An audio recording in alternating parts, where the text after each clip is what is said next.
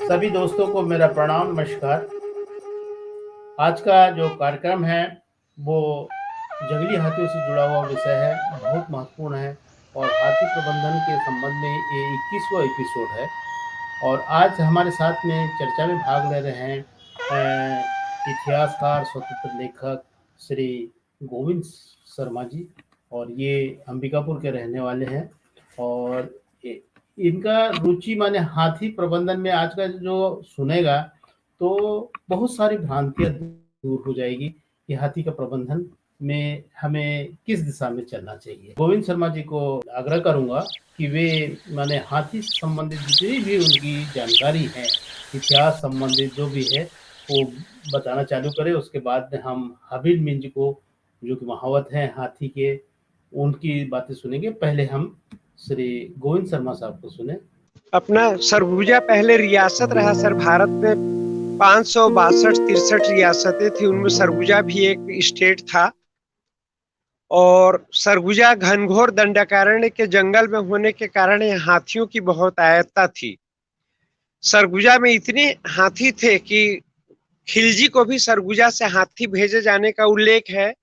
आईने अकबरी में भी सरगुजा से अकबर को हाथी भेजे जाने का उल्लेख है। खुद सरगुजा महाराज के पास 103 हाथियों का उल्लेख मिलता है कि सरगुजा स्टेट में 103 हाथी थे। सरगुजा के महाराजा रघुनाथ शरण सिंह हाथी पकड़ने में विशेषज्ञ थे। हिमाचल प्रदेश के चंबा स्टेट के लाइब्रेरी में एक बुक है जिसमें महाराजा रघुनाथ शरण सिंह, जिनका जन्म 1861 में और निधन 31 दिसंबर 1917 को अंबिकापुर में हुआ, उनके उद्भट हाथी पकड़ने का उल्लेख है। कई अंग्रेज लोग सरगुजा उनके हाथी पकड़ने की प्रक्रिया को देखने के लिए आए थे। तो अंबिकापुर के लगे हुए केदमा के जंगल में हाथी पकड़ने का फंदा, बड़े बड़े हौज गड्ढे खोदे गए थे, वो आज भी शायद मौजूद है। तो ये सरगुजा का पूरा इलाका हाथियों से भरा था। सरगुजा के महाराजा रघुनाथ शरण सिंह देव वो हाथी पकड़ने के विशेषज्ञ माने जाते थे। तो उस समय सरगुजा में रियासत काल में 301 हाथियों का उल्लेख मिलता है कि सरगुजा स्टेट के पास हाथियां थी। और सरगुजा के दशहरे के प्रोसेसन में वही हाथियां चला करते थे।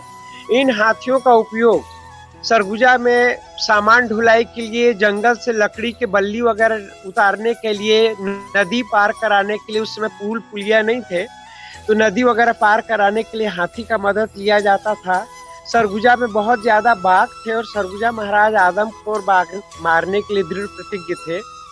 तो ब्रिटिश गवर्नमेंट द्वारा उनको चिन्हित किया गया था कि विश्व भर में या भारत में जहां भी ब्रिटिश टेरिटोरी या रियासतों में आदमखोर बाघ मिलते हैं तो सरगुजा महाराज को ही बुलाया जाए।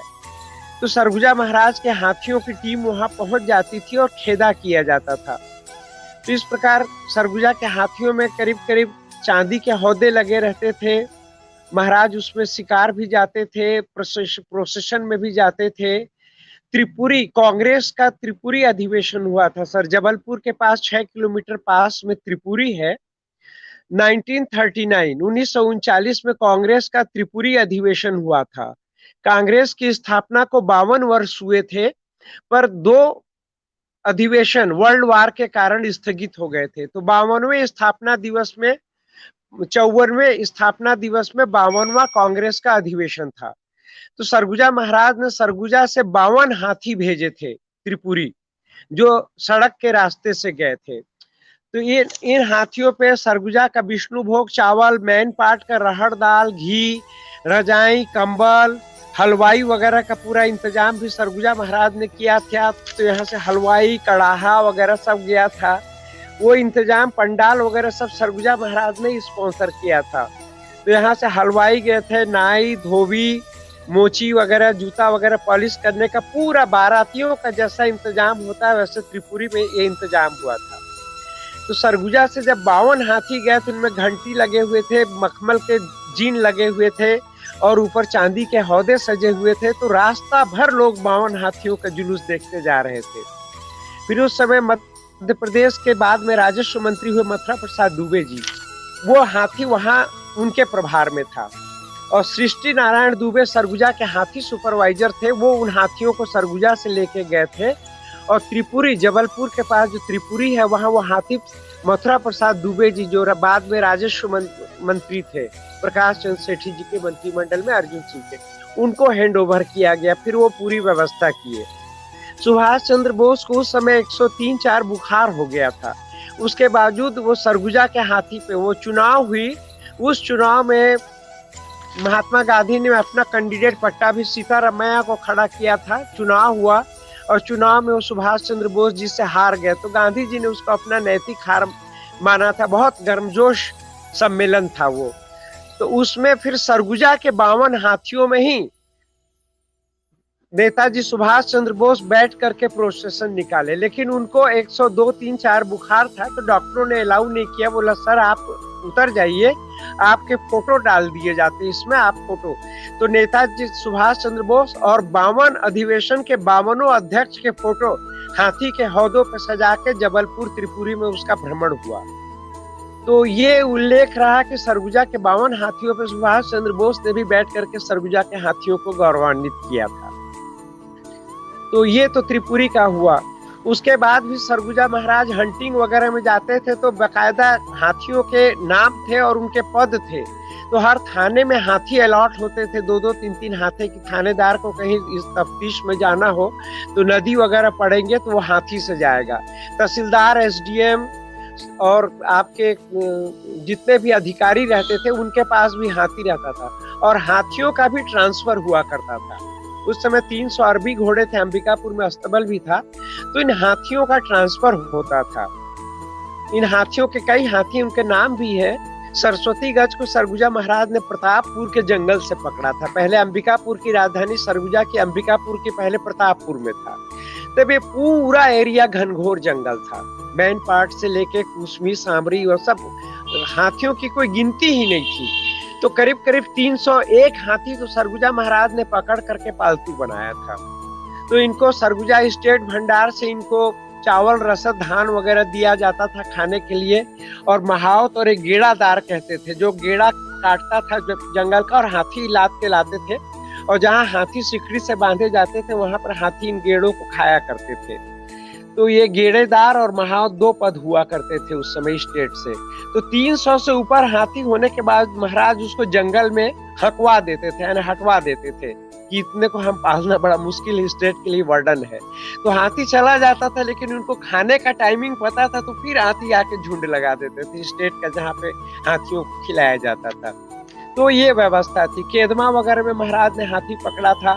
और एक बहुत गजब का अद्भुत हाथी था जो लखनपुर लाल साहब के पास था, लेकिन लाल साहब ने ये इस भय से कि शायद सरगुजा महाराज न मांग दे, और यदि मांग दिए तो हमको न देने में बहुत दिक्कत जाएगी करके उन्होंने केदमा में छुपाने के लिए आदिवासियों को दिया। तो आदिवासियों ने छुपाने का अर्थ गलत लगा दिया और हाथी को काट काट के बोटी बोटी करके अलग अलग जगह मांस का ढेर लगा दिया था। वो सोचे कि हाथी को पकड़ा गया है, अवैधानिक है, इसको छुपाना है करके उन लोगों ने हाथी के टुकड़े टुकड़े कर दिए थे। बहुत अच्छे नस्ल का हाथी था वो। ऐसे ही होता है, जागरूकता नहीं होने से इस टाइप का हो जाता है। हाथी मारा गया तो महाराज को भी बहुत अफसोस हुआ जब महाराज ने सुना कि हम कहीं स्टेट ना मांग ले करके लखनपुर वालों ने आदिवासियों को छुपाने दिया। आदिवासियों ने छुपाने का अर्थ गलत लगा लिया और मांस के ढेर लगा लगा के कि इसको दबा देना है मामला, शायद उन्होंने ये सोचा। तो बकायदा सरगुजा स्टेट से भी ऑर्डर होते थे थानेदार को कि फलाना गेस्ट आ रहे हैं या पॉलिटिकल एजेंट आ रहे हैं। तो उस समय रांची से रास्ता आता था, तो ये आपका बरगीडी होके आता था सर, बतौली होके, शांतिपारा होके इधर बतौली से आता था। तो बरगीडी में ज्वाइन करता था। उस समय बतौली का अस्तित्व नहीं था। बरगीडी से आपका बेलकोटा से होके बरगीडी होते हुए मानपुर, शिवपुर, घोघरा होते हुए रांची के लिए निकल जाता था। तो पॉलिटिकल एजेंट आते थे तो हाथी बांसा झाड़ टीरंग के जंगल में जाके उनको रिसीव किया करते थे। पॉलिटिकल एजेंट क्रॉफर्ड वगैरह हाथी से ही ऐसे आया करते थे। फिर सरगुजा महाराज लोग लुचकी झरना है, वहां जाके पॉलिटिकल एजेंट वगैरह को रिसीव करते थे। तो पूरा प्रशासन उस समय के घनघोर जंगल में हाथियों से चलता था और बड़े समझदार हाथी होते थे। बैंड की धुन में प्रोसेशन पे चलते थे, घोड़े भी बैंड के धुन पे चलते थे। छई छई कह के अपने जो उस समय सारथी जात होता है, एक विशेष रूप से महावत का काम करते थे। तो एक विशेष प्रकार का भाषा बोलते थे, तो सरगुजा के हाथी उसको समझ जाते थे। एक हाथी पागल हो गया था। तो अंबिकापुर के जयस्तंभ चौक के पास एक बरेज पारा है, तो वहां पे हाथी पागल हो गया था, तो उसके लिए खास प्रकार का कील बना था। कील ऐसा था कि उसको फेंकते थे तो 3 पार्ट रहता था, एक हमेशा वर्टिकल ऊपर खड़ा रहता था। तो कील बिछाया गया तो हाथी कील से दब के चलने नहीं सक रहा था। तब महाराज हाथी को नहीं मारते थे। महाराज के मन में यह था कि वो गणेश का वाहन है, तो उन्होंने अपने पुत्र छोटे बेटे महाराज कुमार चंडिकेश्वर शरण सिंह देव को उनको भेजा कि जाओ मारो करके। तो महाराज उस समय खाना खा रहे थे, जिस समय गोली की धाए की आवाज, यानी महाराज कुमार चंडिकेश्वर शरण सिंह जब हाथी के पास गए हैं तो उनको पहचान गया। उतना पागल बहसी हो चुका हाथी। कुमार साहब गए तो बिल्कुल खड़ा होकर उनको सूंघने लगा, और कुमार साहब भी एकदम सहम गए कि क्या होने वाला है, लेकिन वो कुछ नहीं किया और एकदम होस्टाइल हो गया हाथी। लेकिन उसको चूंकि मारना था तो फिर कुमार साहब ने उस पर गोली चलाया है, वो हाथी मरा है। तब महाराज उस समय खाना खा रहे थे, तो महाराज रुआंसा हो गए, बोले मेरा फलाना गज अब खत्म हो गया करके महाराज ने खाते हुए का खाना छोड़ दिया था। तो ये था, बहुत जानवरों को प्यार करते थे महाराज। हाथियों का सूंड को सहला के बात करते थे, तो महाराज को देख के हाथी लोग, महाराज किसमें बैठेंगे, हाथी लोग आगे आगे बढ़ते थे कि हमारे हौदे में बैठे करके। तो इतना प्यार था महाराज का। तो सरस्वती गंज में बैठते थे, और फेसबुक में भी मैंने कुछ हाथियों का नाम डाला है। उस समय के महाउत लोग जिंदा थे, तो उन लोगों से मैंने पूछा तो हाथियों के कुछ नाम बच गए। तो 60-65 हाथियों के नाम तो मेरे पास है, जिसको मैंने फेसबुक में भी डाला है। तो उनमें से एक बाघिन थी जो महाराज के ऊपर बाघ अटैक कर दिया था, तो बहुत बुरी तरह से झपट्टा मारे थे। तो महाराज को बचाने के लिए, एकदम आदमी जैसी समझ थी उन सरगुजा स्टेट के हाथियों में, तो महाराज को बचाने के लिए वो लहूलुहान भी हो गई थी वो हाथी। तो ये था, और हाथी मरते गए तो उनको जमींदोज कर दिया जाता था। बहुत से हाथियों की समाधि अंबिकापुर में कोऑपरेटिव बैंक के सामने में एक जो खाली जगह है, वहां पे हाथियों की समाधि बनी हुई। शायद हड्डी वगैरह न गला हो तो आज भी वहां अवशेष थे।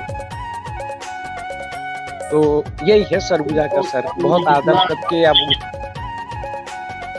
हाथियों का कितना माने रखा जाता था, और उनसे प्रशासनिक और राजनीतिक संरक्षण देना, ये सब काम तो पुराने हमारे जमाने से इतिहास की पन्ने गवाह हैं इसके, कि हाथी का एक हमारे समाज में, हमारे रहन सहन में और हमारी व्यवस्था में अंतरंग भाग है।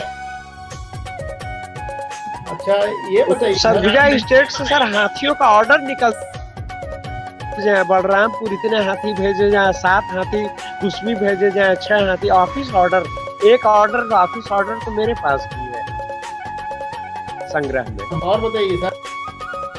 और यही है सर कि हाथी आते थे तो बहुत लंबी जुलूस थी। हम लोग का बचपन बीता है सरगुजा स्टेट का हाथी देख के। तो अंबिकापुर के पैलेस में दशहरा के समय हाथी सस्ता था, और पहले हाथी पे महाराज नीलकंठ उड़ाने के लिए अंबिकापुर में बिलासपुर रोड है, वहाँ बंजारी मठ है, मठ में जाके वो नीलकंठ उड़ाया करते थे, और तोपों की सलामी हुआ करती थी। तो हाथी इतने थे कि महाराज का हाथी बंजारी पहुंच के नीलकंठ उड़ा के महाराज रिटर्न होने के लिए हाथी पलटता था। तो पैलेस से करीब करीब 50 हाथी की रवानगी भी नहीं हो पाई रहती थी। 50 हाथी पैलेस में खड़े ही रह जाते थे, और हाथी लौटता था तो फिर जा करके वो हाथी भी जाकर मठ से होके लौट के आते थे। इतनी लंबी, करीब करीब 1.5-2-3 किलोमीटर की लंबी प्रोसेसन हो जाती थी हाथी। और सब सजे धजे रहते थे, सब में चांदी के हौदे थे, और महाराज का तो सोना से सजा हुआ हौदा रहता था। फिर उसमें महाराज MS सिंहदेव के फादर महाराज कुमार अंबिकेश्वर शरण सिंह युवराज उसमें बैठा करते थे। राज पुरोहित भी रहते थे, और सजी धजी रहती थी।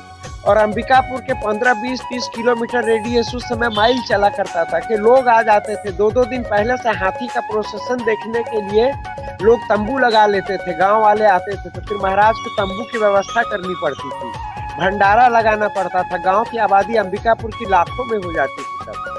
उस समय भंडारा फ्री होता था, स्टेट की तरफ से लोग ठहरते थे, बच्चों को कंधे में या वो सिहरी सिरवास होता था तो एक तरफ पत्थर एक तरफ बच्चे को रख के लाते थे, दूर दूर से परिवार सहित आते थे हाथी देखने के लिए। तो अंबिकापुर से बिलासपुर रोड बंजारी तक में पूरा यत्र तत्र तंबू लगे रहते थे, या लोग ला के अपना पड़ाव डाले रहते थे, खाना वगैरह बनाते रहते थे, और स्टेट से भी भंडारा होता था। तो महाराज का दर्शन करने आते थे। दशहरा के दिन से राज का नया वर्ष शुरू होता था और महाराज को विष्णु का अवतार माना जाता है। अंबिकापुर के सरगुजा स्टेट में नेपाल का कल्चर चलता था। नेपाल में महाराजा को विष्णु का अवतार मान के दशहरे के दिन दर्शन करते थे।